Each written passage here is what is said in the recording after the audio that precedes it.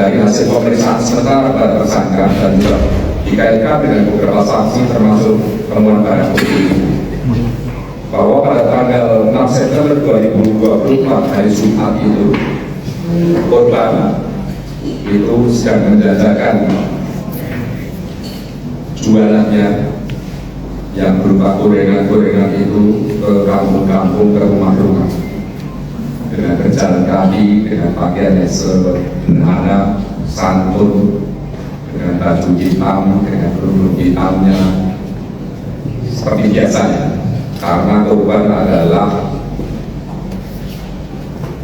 mempunyai satu kakak dan dua adik yang tidak-tidaknya korban ini menjadi pelaku perbuatan dengan cara seperti itu. Walaupun sudah lulus SMA, tapi masih berupaya untuk bagaimana memenuhi kebutuhan SD. Dan dengan itu dilihatlah korban ini oleh 4 orang yang sedang duduk-duduk di salah satu tempat. Sehingga korban ini dipanggil, kemudian berempat ini salah satu adalah pelaku ini memberi makanan yang dijajakan oleh korban ini. Setelah itu kurang lebih pukul 18.30 sejak 17.50 korban ini dipanggil sampai pukul 18.30. Kemudian ada niat jahat dari tiga pelaku ini mengikuti, bahkan diduga menyangkut. Kalau menyangkut itu berarti menghadap di salah satu tempat tertentu, dan akhirnya dia untuk memperkosa itu dan juga tidak pidana yang dilakukan itu terjadi. Saya kembali.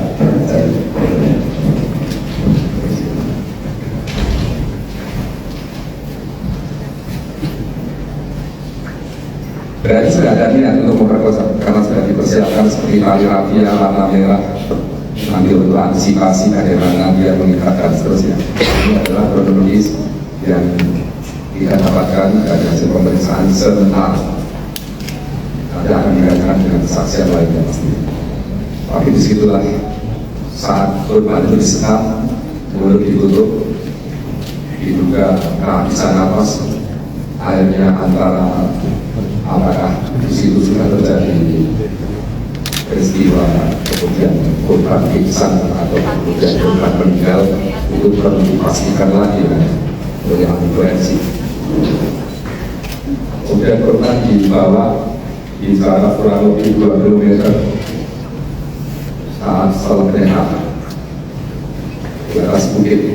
Disitulah kira-kira terjadi peristiwa perkosaan.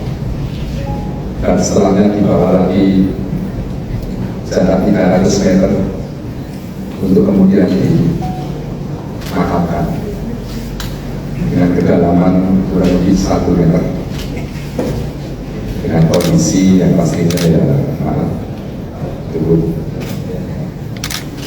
memprihatinkan. Tetapi seperti itulah kondisinya. Dan di saat kurang lebih 11 hari, yaitu pada hari Kamis 19 September 2024 pukul 15.03 ada informasi dari masyarakat terkait tabungan bergerak. Sebelum sampai di situ, apa yang dilakukan oleh TNI ini kami bisa kami urai betapa sulitnya dan bagaimana langkah-langkah yang ditempuh dengan telitinya, dengan cermatnya, dengan masuk keluar hutan. Sampai 2 km ke dalam hutan, informasinya pelaku ada di dalam hutan dan seterusnya. Tetapi akhir pagi hari Kamis 19 September 2024 pukul 15.03 itu tersangka berada di atap di salah satu rumah kos.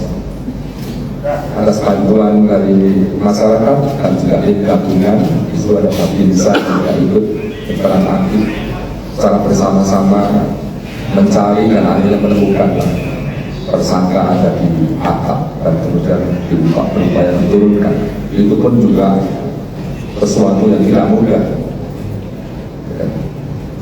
Karena ya pastinya ada perlawanan dan seterusnya, bukan hanya sekedar seseorang tersangka ditangkap kemudian turun, ya. Dan akhirnya diperiksa dan dikembalikan. Rekan sekalian yang saya hormati, bahwa peristiwa ini diduga kuat melanggar pasal 338 KUHP, pembunuhan. Akan tetapi nanti pastinya dalam pengembangannya kita tidak akan terlalu bergabah menetapkan pasal ini, karena bisa jadi nanti ada 351 ayat 3. Karena dianiaya dulu ketika 51, kalau ayat 3 nanti mengakibatkan dianiaya orang lain. Itu yang pertama. Yang kedua, dugaan kuat pasal 285 KUHP, perkosaan.